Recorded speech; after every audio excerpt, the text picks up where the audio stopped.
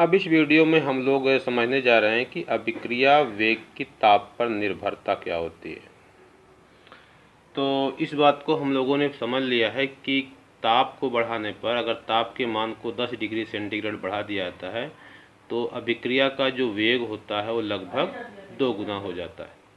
यानी ताप को बढ़ाने पर अभिक्रिया का वेग बढ़ता है।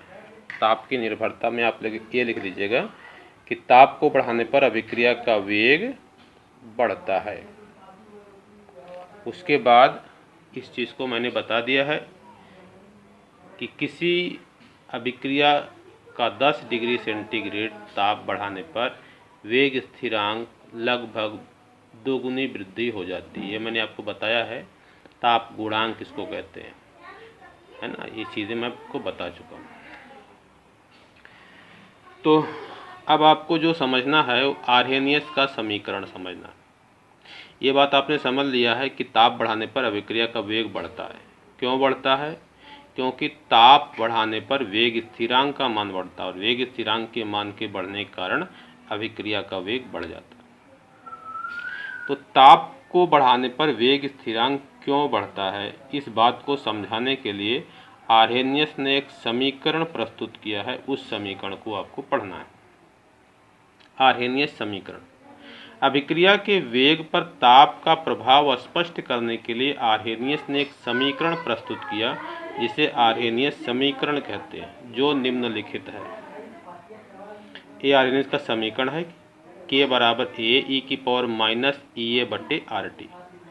यहाँ K वेग स्थिरांक, A आर्हेनियस गुणक या आवृत्ति गुणक है, EA संक्रियण ऊर्जा, R गैस स्थिरांक जिसका मान होता है 8.314 जूल प्रति केल्विन प्रति मोल, T परम ताप। इसके बाद आपको ये लिखना है, आर्हेनियस के अनुसार के बराबर A e की पावर माइनस EA बटे RT। ये तो आप लोग जानते हैं, इसी को क्या कहते हैं, आर्हेनियस समीकरण कहते हैं। दोनों पक्षों का लघुगणक लेने पर, तो इधर हो जाएगा लॉग बेस ई पर लेना है, या तो यहाँ पर आपकी एनसीईआरटी में इसको ln करके लिखा गया है, log base E A e की पावर माइनस EA बटे RT। अब देखिए लॉग A इंटू बी बराबर होता है log A plus log B। तो यह A है, पहला फैक्टर A है, दूसरा फैक्टर A है, तो लॉग A धन लॉग E की पावर माइनस EA बटे RT। तो लॉग A बेस E हो जाएगा और ये पूरा जो है गुणे के रूप में जब उतरेगा तो प्लस गुणे माइनस माइनस EA बटे RT log E base E, इसका मान 1 हो जाएगा। लॉग K बेस E बराबर log A base E minus EA बटे RT। ताप T1 पर वेग स्थिरांक K1 तथा T2 पर K2। तो यहाँ पर K1 रख देना है और यहाँ पर T1 रख देना है। तो log K1 बेस E बराबर log A base E minus E बटे RT E बटे RT1। ये समीकरण 1 हो जाएगा। log K2 बराबर log A base E minus EA बटे RT2। ये समीकरण 2 हो जाएगा। समीकरण 2 से समीकरण 1 घटाने पर log K2 base E minus log K1 base E, K2 base E ये K2 का मान है, आपको दिख ही रहा है, log A base E minus EA बटे RT2 minus log A base E EA बटे RT1। तो यहाँ से हम क्या करेंगे, इस ब्रैकेट को खोलेंगे तो ये माइनस गुणे माइनस प्लस हो जाएगा, ठीक है। EA बटे R एक कॉमन हो जाएगा, 1 बटे T1 माइनस 1 बटे T2 और log A minus log B बराबर क्या होता है, log A बटे B। तो log K2 बटे K1 हो जाएगा। ये आपको मिल गया। अब log का जो बेस होता है जब 10 होता है कन्वर्ट होता है 2.303 से गुणा होता है।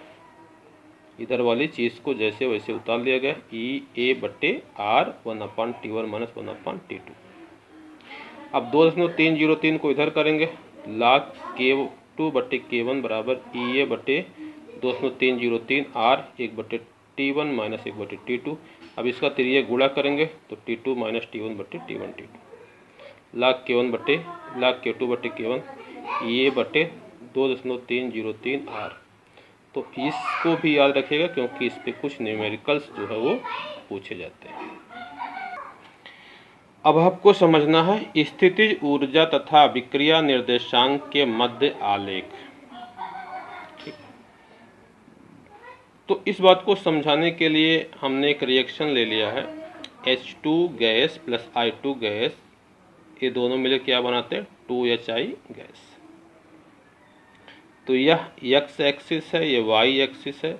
y एक्सिस पर मैंने स्थितिज ऊर्जा ले लिया है और x एक्सिस पे अभिक्रिया निर्देशांक ले लिया। अभिक्रिया निर्देशांक का मतलब अभिक्रिया किस रेट से हो रही है, किस प्रकार से जो अभिकारक है उत्पाद में बदल रहा है। तो यह देखिए, यह अभिकारक के अणुओं की सामान्य ऊर्जा, मतलब जो हाइड्रोजन और आयोडीन की गैसें होती हैं इनके पास कुछ सामान्य ऊर्जा होती है और इनके जो अणु होते हैं वो आपस में एक दूसरे से बार बार टकराते हैं। तो टकराते टकराते इनकी ऊर्जा बहुत अधिक बढ़ जाती है और जिन अणुओं की ऊर्जा सक्रियत एक निश्चित ऊर्जा से, जिसको हम संक्रियण ऊर्जा कहते हैं, जैसे ही इन अणुओं की ऊर्जा इसके बराबर होती है ये अणु आपस में अभिक्रिया कर लेते हैं और एक सक्रिय संकुल बनाते हैं। वह संकुल बाद में उत्पाद में बदल जाता है। ये सामान्य ऊर्जा है और ये क्या है, ये अधिकतम ऊर्जा है जब ये संकुल का निर्माण करते हैं। और इसके बीच की जो ऊर्जा गैप होता है इसे हम कहते हैं संक्रियण ऊर्जा। क्या कहते हैं, संक्रियण ऊर्जा कहते हैं।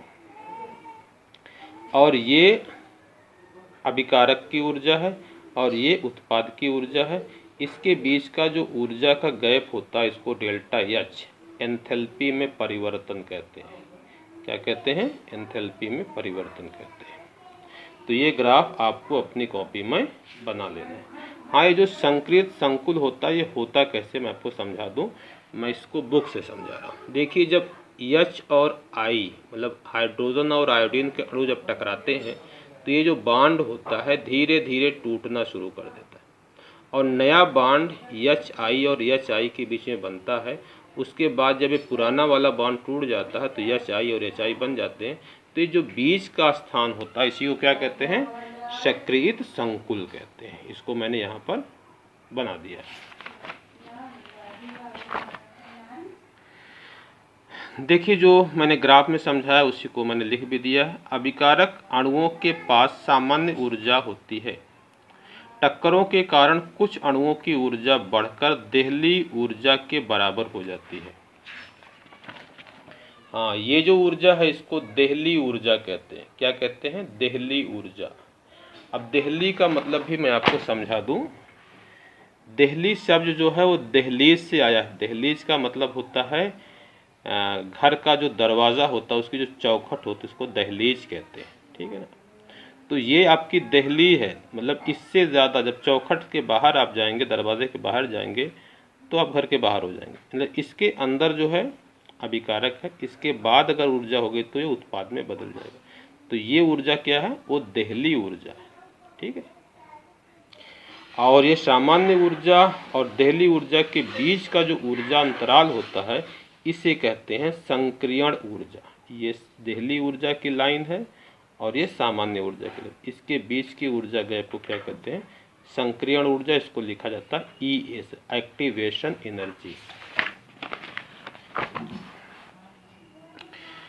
टक्करों के कारण कुछ अणुओं की ऊर्जा बढ़कर देहली ऊर्जा के बराबर हो जाती है। सामान्य ऊर्जा को देहली ऊर्जा तक ले जाने के लिए जितनी ऊर्जा की आवश्यकता होती है उसे संक्रियण ऊर्जा कहते हैं। ये मैं आपको समझा चुका हूँ। देहली ऊर्जा पर अस्थायी मध्यवर्ती या ये सक्रियत लिखिएगा, संक्रियत नहीं है, सक्रियत संकुल बनता है जो अति शीघ्र उत्पाद में बदल जाता है। वो जो सक्रिय संकुल बना है वो बहुत जल्दी किस में बदल जाएगा, उत्पाद में बदल जाएगा। अब आपको समझना है कि बोल्ट्जमैन और मैक्सवेल ने रासायनिक अभिक्रिया के रेट को किस प्रकार से समझाया है, उसे भी आप समझ लीजिए। ये जो मैं आप लोग पढ़ रहे थे ये संक्रियण ऊर्जा, देहली ऊर्जा, ये कॉन्सेप्ट दिया था आर्हेनियस ने। ये जो आपने पढ़ा है ये विचार आर्हेनियस ने दिया था और उन्होंने ये बताने की कोशिश किया था कि जब अणु आपस में बार बार टकराते हैं तो उनकी जो ऊर्जा होती है वो देहली ऊर्जा के बराबर हो जाती है, और जब देहली ऊर्जा के बराबर अभिकारक अणुओं की ऊर्जा हो जाती है तो आपस में अभिक्रिया करते हैं और अभिक्रिया करने के बाद उत्पाद का निर्माण कर लेते हैं। अब रिएक्शन कैसे हो रही है इसको मैक्सवेल और बोल्ट्जमैन ने किस प्रकार समझाया है इसे भी आप देखिए। तो ये इसमें भी एक ग्राफ है और ये ग्राफ जो है 11 में जो आप गैसीय अवस्था था उस चैप्टर में आपने इसको पढ़ा होगा। तो इस एक्सिस पर हमने लिया है ई ऊर्जा रखने वाले अणुओं का अंश Ne/Nt। Ne क्या है? ई ऊर्जा रखने वाले अणुओं की संख्या और Nt क्या? टोटल अणुओं की संख्या। तो इस पर क्या लिखा गया है? ई ऊर्जा रखने वाले अणुओं का अंश। ये आप देख रहे होंगे ये लिखा भी है अणुओं का अंश। तो कौन सी अणुओं का अंश है? ई ऊर्जा रखने वाले अणुओं का अंश है Ne/Nt है। इस एक्सिस पर गतिज ऊर्जा अणुओं की ली गई है। तो देखिए T डिग्री सेंटीग्रेड पर अगर हम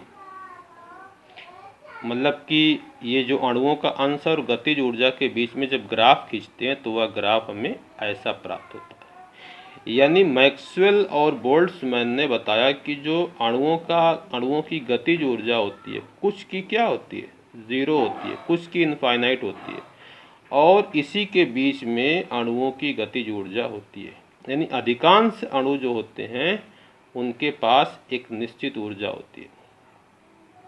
ठीक है, बहुत कम अणु होते हैं जिनकी ऊर्जा बहुत कम होती है और बहुत कम अणु ऐसे होते हैं जिनकी ऊर्जा बहुत अधिक होती है। तो देखिए जैसे ये ग्राफ है T डिग्री सेंटीग्रेड पे ग्राफ है और ये जो ऊर्जा है इसे हम संक्रियण ऊर्जा Ea कह रहे हैं। तो इस ऊर्जा के बाद जितने अणु हैं ये जो मैंने डॉटेड लाइन से बना दिया है यह उन अणुओं की संख्या है जिनकी ऊर्जा संक्रियण ऊर्जा से अधिक है। तो ये अणु आपस में क्या करेंगे? अभिक्रिया करके उत्पाद का निर्माण करेंगे। लेकिन जब हम टेम्परेचर को बढ़ाते हैं तो हमें ये ग्राफ ऐसे प्राप्त होता है। यहाँ पर देखिए आप लोगों को मैंने बताया होगा इसको क्या कहते हैं? Vm कहते हैं, मोस्ट प्रोबेबल वेलोसिटी कहते हैं ना। तो टेम्परेचर बढ़ाने से मोस्ट प्रोबेबल वेलोसिटी बढ़ जाती है। तो ये जो ग्राफ का एरिया होता है ये क्या बताता है? अणुओं की कुल संख्या। तो जब ये ग्राफ ये पार्ट आगे जाएगा तो ये पार्ट नीचे आएगा क्योंकि इसका एरिया बराबर होना चाहिए, अणुओं की संख्या बराबर होनी चाहिए। तो अब देखिए जब ये ग्राफ इस तरीके से बना है तो इस ऊर्जा के आगे जो एरिया है वो क्या बताएगा? Ea से अधिक ऊर्जा रखने वाले अणुओं की संख्या बताएगा। तो अब आपको दिख रहा होगा कि एरिया लगभग क्या हो गया? 2 गुना हो गया है। इसीलिए टेम्परेचर के मान को 10 डिग्री सेंटीग्रेड बढ़ाने पर जो वेग होता है अभिक्रिया का वो लगभग 2 गुना हो जाता है। इसे किसने समझाया था? मैक्सवेल और बोल्ट्जमैन ने। तो यहाँ पर क्या है? Ea से अधिक ऊर्जा रखने वाले अणुओं की संख्या लगभग 2 गुनी हो जाती है। ठीक है, ये जो एरिया है वो अणुओं की संख्या को बता रहा है। ताप बढ़ाने पर Ea से अधिक ऊर्जा वाले अणुओं की संख्या बढ़ जाती है जिसके कारण अभिक्रिया का वेग बढ़ जाता है। तो इस चीज़ को आप लिख लीजिएगा, अगली वीडियो में हम आगे पढ़ेंगे।